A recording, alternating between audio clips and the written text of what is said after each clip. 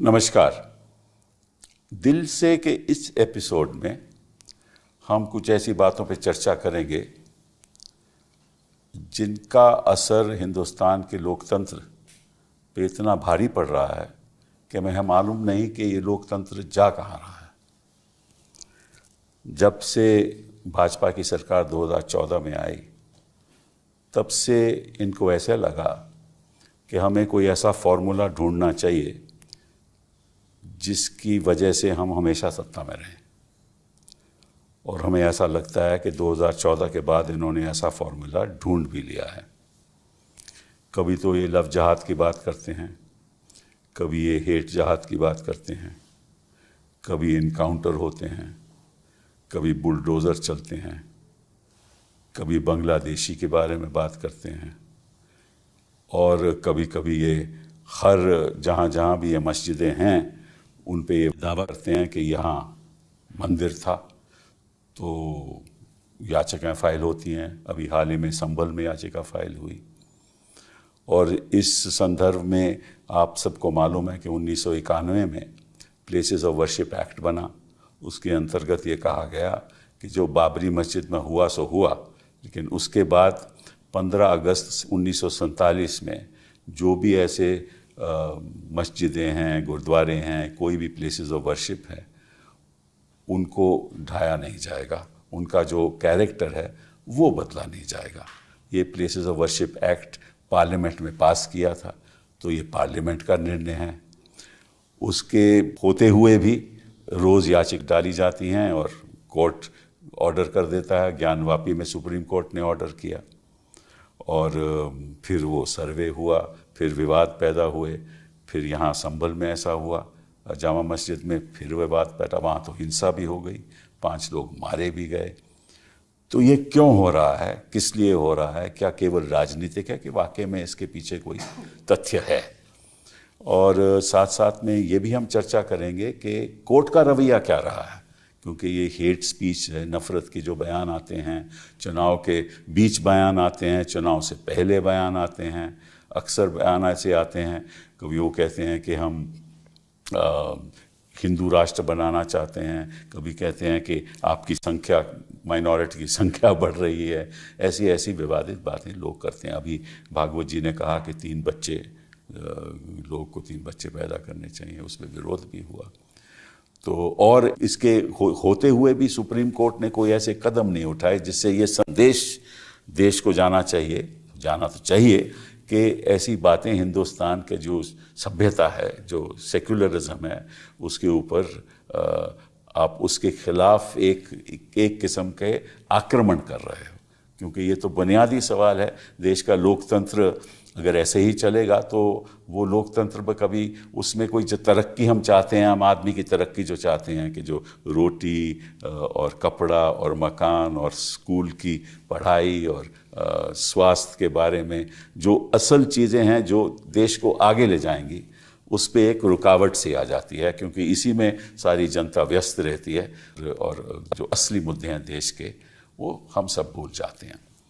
तो इस पे हम आज चर्चा करेंगे, और हमारे साथ 3 ऐसे मेहमान हैं जो इन चीज़ों से जुड़े भी हुए हैं, और वो हमको अच्छी तरह से समझाएंगे कि इसके पीछे सोच क्या है और क्या होने वाला है।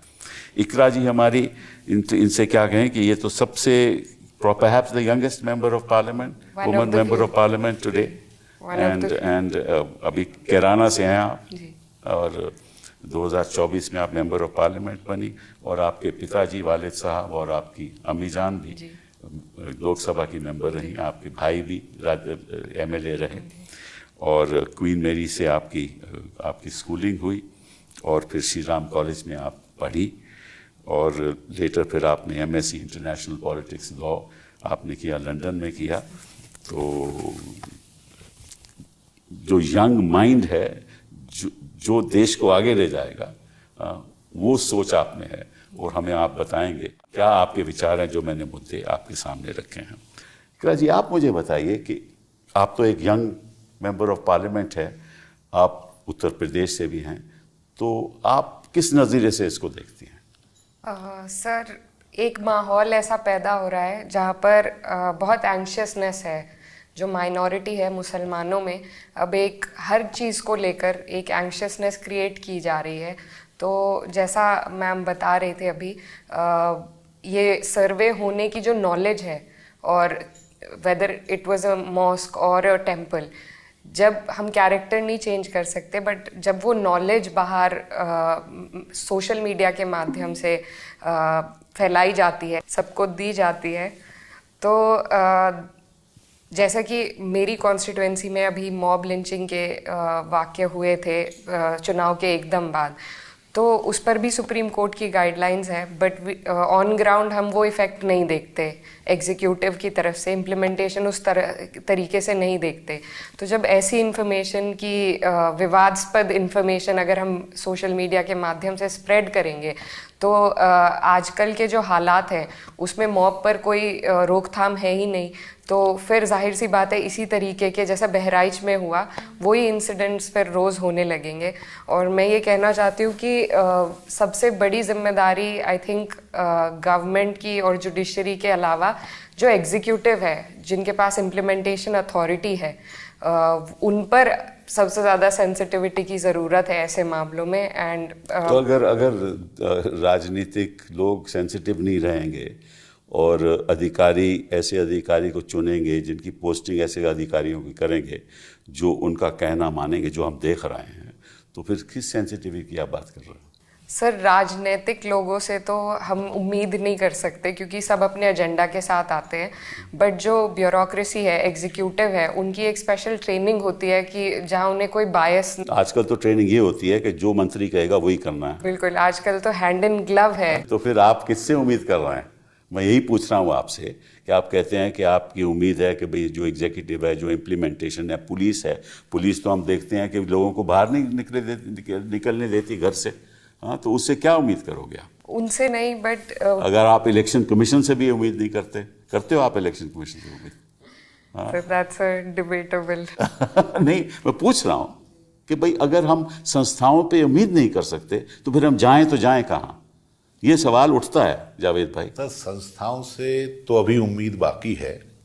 अभी संस्थाओं में हमारा विश्वास कमज़ोर ज़रूर हुआ है, लेकिन पूरे तरीके से हम लोगों ने अपना विश्वास उनसे उठाया नहीं है। देखिए, मैं आपको एक छोटी सी बात बता दूं, इकरा जी आपसे मैं पूछूंगा, we are called a republic, तो in the expression republic, what is the essential part of that expression? Public. Republic, public has no gender, right? It has no caste, it has no creed, it has no religion, except that it is part, public is the part of those who are living in India and who are citizens of India, and even those who are not citizens of India, right? So the very concept of a republic is to deal with the public, unconcerned with कि उसका धर्म क्या है, उसकी जात क्या है। हाँ, तो अगर हमारा रिपब्लिक इस बुनियाद पे है तो फिर ये क्यों हो रहा है? सर, एग्जैक्टली जैसे एक सवाल ये उठता है कि जो हिस्टोरिकल रॉन्ग्स हैं, जो एक पार्टी ऐसा परसेप्शन बना रही है कि उस टाइम, अभी योगी आदित्यनाथ जी ने कहा कि बाबर की औलादें हैं एंड थिंग्स लाइक दैट, तो एक परसेप्शन है। उसका जवाब सिंपल यही है कि उस टाइम डेमोक्रेसी नहीं थी, रिपब्लिक नहीं था, तब इन्वेजन से, जैसे आपने कहा, लोग राज करते थे, उसी हिसाब से सारी तब्दीली होती थी व्यवस्था में। लेकिन अब now we are a democracy, now we are a republic, we are governed by a constitution.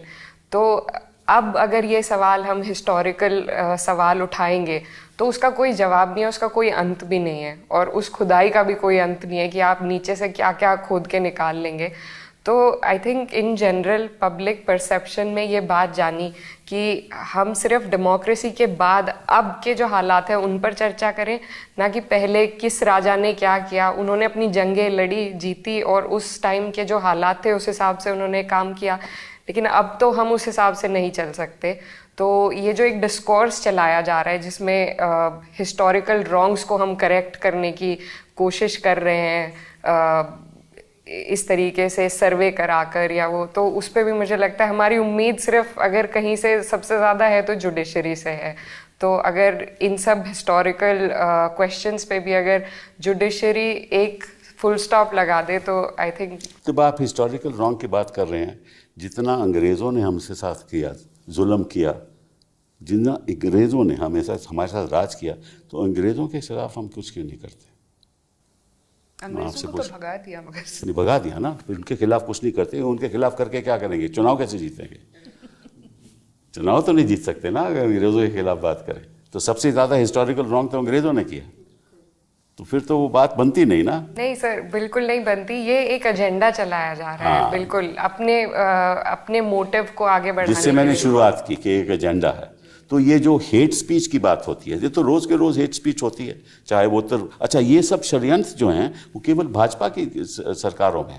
आप मध्य प्रदेश चले जाओ वही, आप गुजरात चले जाओ, आप राजस्थान चले जाओ, आप उत्तर प्रदेश चले जाओ, उत्तराखंड चले जाओ, जो बीजेपी की सरकारें हैं वहीं सब ये सब हो रहा है। सर उनकी जो आइडियोलॉजी है सरकार को चलाने वालों की, वो एक जैसी है, लगना चाहिए। बिल्कुल टाइम मिल जाएगा नए नए एंगल्स ऐड करने का। जैसे आप बता रहे थे कि अब वो पाकिस्तान से लाए गए हैं हथियार और गोली, तो वो सब जोड़ने के लिए अलग उसको डाइल्यूट कर देंगे, अलग अलग उसमें एंगल जोड़कर। और फिर इतनी देर में नैरेटिव मीडिया पे चलाएंगे, जी, उल्टा नैरेटिव चलाएंगे। Ma'am was saying then there will be no sympathy. Narrative बनाने के लिए उन्हें वक्त मिल जाता है इस तरीके से।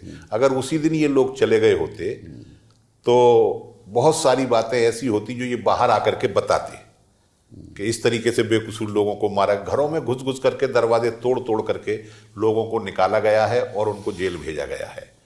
जो मरे हैं उनका दंगे तक से कोई मतलब नहीं है। उसमें से 4 मामले तो मैं ऐसे जानता हूं, मेरे एक साथी एमएलए उनके घर पर भी गए थे, उन लोगों के जो उस दंगे में भी नहीं थे। कोई किसी काम से जा रहा था, कोई किसी काम से गया था, कोई किसी के पास जा रहा था, रास्ते में वो गोली की चपेट में आ गए और मर गए। जब ताज़ा ताज़ा ये बातें पता चलती, बाहर आती, तो एक ओपिनियन दूसरे किस्म का बिल्डअप होता। अब सरकार क्या कर रही है, वहाँ पुलिस ने 400 लोगों की निशानदेही कर ली है, तो 400 के चक्कर में संभल से 4000 आदमी इस वक्त बाहर हैं। और आजकल लोग ऐसे प्रोग्राम्स को ज़्यादा देख रहे हैं क्योंकि मीडिया में, मेन स्ट्रीम मीडिया में वो विश्वास उठ गया है। ठीक है जी, बिल्कुल। और बस हमें यही उम्मीद है कि देश की जनता को समझ आ जाएगी, वक्त लगेगा कि वाकई में जो कर्तव्य पथ है वो संवैधानिक होना चाहिए। बहुत बहुत धन्यवाद आप लोगों को। Thank you.